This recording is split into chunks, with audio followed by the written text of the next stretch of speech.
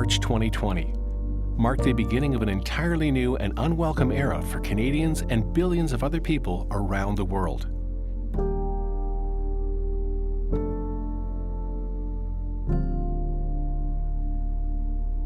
Even after all this time, we as Canadians are still trying to figure out what the new normal is.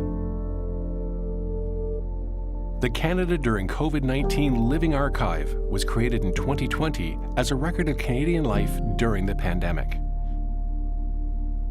We shared stories from Canadians across the country, documenting their challenges, successes, and ways of coping. For some, it's back to business as usual. But for so many others, the pandemic continues to have lingering and damaging effects.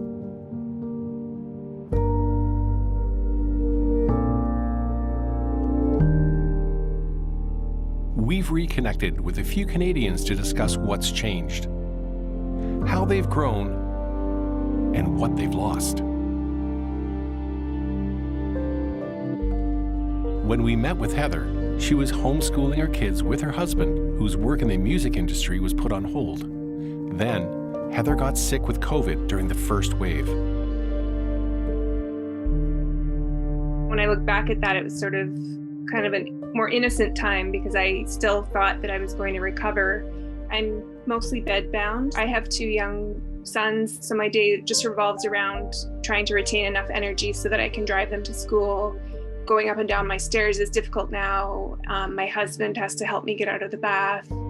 I can't prepare meals for myself anymore. I went from having an underlying condition and being moderately functional in society to, as soon as I got COVID, my life just crumbled essentially. And unfortunately, it might be a period of time where my kids have memories of their mom mostly being in bed. We just try and find the little moments, and that's what gets you through.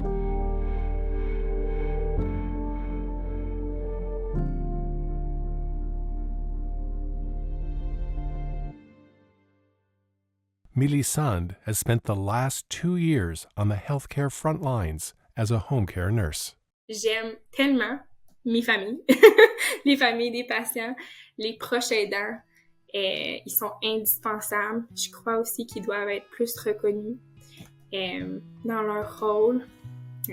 On doit plus les aider. Fait que je pense que aussi de les valoriser. T'sais, moi, je dirais que j'ai appris à plus valoriser la famille, les proches aidants, les voisins. Comme professionnels, nous, aux soins à domicile, on s'est rendu compte de l'importance des proches, l'importance de la famille. Mais je pense que l'impact qu'on a eu auprès de nos patients et qu'on a été capable de développer des liens super rapides, qu'on est capable de ne pas se sentir abandonné. Je pense qu'ils se sentaient écoutés puis de se dire « OK, je suis pris en charge. Je suis pris en charge par mon infirmière, ma travailleuse sociale. Il va y avoir des services qui vont être mis en place. » On pouvait mettre un peu de bonheur puis de compassion, d'empathie là, dans ce qu'ils vivaient. Photographer and HIV activist Justin was using his skills to share stories of Torontonians experiencing homelessness and from Black Lives Matter rallies. Photography has always been important for me because it's a way of bearing witness. A lot of the injustice that we experience in this world, the oppression, the inequalities that happen, are the result of people simply not seeing. I couldn't do anything that I normally would do, and as a person who loves to work and finds meaning in work, I felt very lost. When I started photographing the pandemic, it's like I kind of felt my identity as a photographer coming back, and that kind of helps me deal with the depression. Amber is a teacher and artist who painted murals outside of her school and at a local nursing home. So I started painting positive things and things that they could connect to. And I'd have residents who would sit on their balcony and they would watch me with their morning coffee, and I'd be there painting a flower. Or it was a cool experience. And sometimes those experiences were hard, right? But nothing that music and art couldn't help us through. Mother of 2 and teacher Tuyette used journaling as a way to help her students express themselves. 50 years later, when you are an old man and an old woman, you can go back and say, hey, I was a kid and this is what I went through with my family. The kids are young, but they're in it. I want it to be real for them, that we're not just watching TV, that people are putting masks on, people are, the mall is bare, the bars are shut down. Like, you're part of this. And I feel really nice that they had that chance to be part of history. When Kogi graduated from high school mid-pandemic, they created a virtual valedictorian speech uniting students worldwide. But when they entered university the following year, they were stuck behind a screen once again.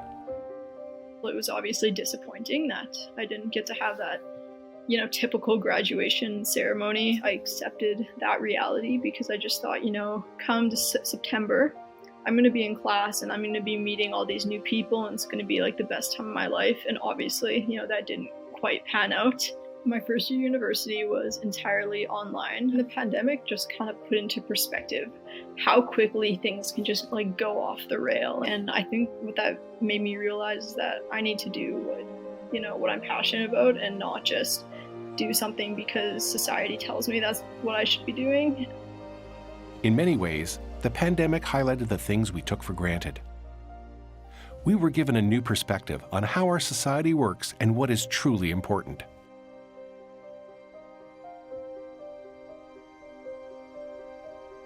I think I was at a point where I really hit rock bottom. I didn't feel inspired. I didn't like how the photos were looking, which is why I stopped. But something inside me said, go back to Gambia. You need to go back. I used to live there from 2015, 2017, but I actually hadn't gone back in 5 years because that was actually the place I contracted HIV. And so kind of doing that, it really healed my spirit. I was able to go back to a place where the worst thing in my life happened and then go back and then help others. I think every family also felt more connection because you're locked in the house. And I remember just spending more time with my kids because it was like, you can't go anywhere. And I think the kids will remember that, that mom did have more time.